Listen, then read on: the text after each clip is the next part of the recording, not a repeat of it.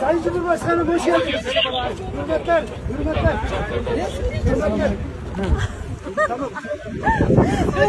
Bayrağı tutun, bayrağı tutun. Teşekkür ederim. Çocuklardan.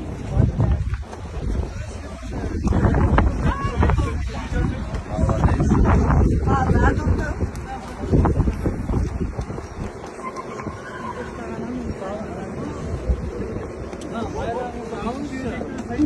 Sayın Cumhurbaşkanım bir arzum var size.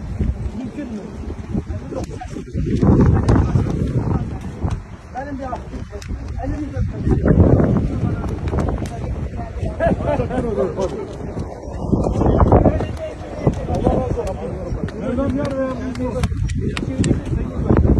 Sayın Cumhurbaşkanım çok memnunum.